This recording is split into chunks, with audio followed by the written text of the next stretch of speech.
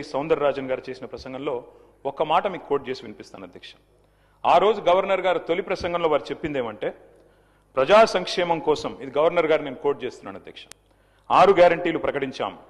బాధ్యతలు స్వీకరించిన వెంటనే ఇచ్చిన హామీలు చెప్పిన మాటకు కట్టుబడి హామీలకు చట్టబద్ధత కల్పించే ఫైలుపై ముఖ్యమంత్రి రేవంత్ రెడ్డి గారు తొలి సంతకం చేయడం ఈ ప్రభుత్వం సంకల్పానికి చిత్తశుద్ధికి నిదర్శనం. ఇది గవర్నర్ గారు ఆ రోజు 15 డిసెంబర్ 2023 నాడు చెప్పిన మాట అధ్యక్ష. ఇవాళ నేను ప్రభుత్వాన్ని సూటిగా అడుగుతా ఉన్నా అధ్యక్ష, మరి ఏమైంది ఆ సంకల్పం? ఏమైంది ఆ సంతకం? ఎక్కడ పోయింది ఆ చిత్తశుద్ధి? మరి సంతకం పెట్టిందని మీరే చెప్తారు, ముఖ్యమంత్రి గారు, గవర్నర్ గారు చెప్పారు, ఏదో ఆషామాషి వ్యక్తి కూడా చెప్పలేదు అధ్యక్ష. ఆ తర్వాత అధ్యక్ష 2024 గవర్నర్ ప్రసంగం అయిపోయింది, 25 అయిపోయింది, ఇప్పుడు 26 కూడా నిన్న అయిపోయింది అధ్యక్ష. మరి ఇన్నేళ్ళైనా కూడా సీఎం గారు సంతకం చేసిన ఆ ఫైల్ ఎక్కడ పోయింది అధ్యక్ష?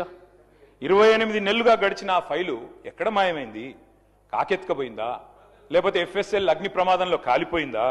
లేకపోతే మరి విచిత్రమైన విషయం అధ్యక్ష, ఇది ఒక గవర్నర్ గారు చెప్పిన మాట కాదు, ఇది మీ బాస్ రాహుల్ గాంధీ గారు చెప్పిన మాట. తొలి క్యాబినెట్లోనే 6 గ్యారంటీలకు చట్టబద్ధత కల్పిస్తాం. తొలి క్యాబినెట్, ఇప్పటికి నాకు తెలిసి ఒక 50-60 సమావేశాలు అయినట్టున్నాయి క్యాబినెట్. ఎక్కడ పోయింది అధ్యక్ష మరి తొలి క్యాబినెట్లో 6 గ్యారంటీలకు చట్టబద్ధత అన్నమాట? ఇది కాదు అధ్యక్ష. అధ్యక్ష, క్యాబినెట్ సమావేశాలు ఇన్ని జరిగినాయి, మరి ఫైలు మాయమైంది అధ్యక్ష. ముఖ్యమంత్రి గారు మాయమై సంతకం చేసిన ఫైలు, తొలి సంతకం, అది కూడా ఎక్కడో చాటుకు చేయలేదు అధ్యక్ష, బహిరంగంగా చేశారు, బహిరంగ వేదిక మీద చేశారు. ఎక్కడ పోయింది ఆ ఫైలు?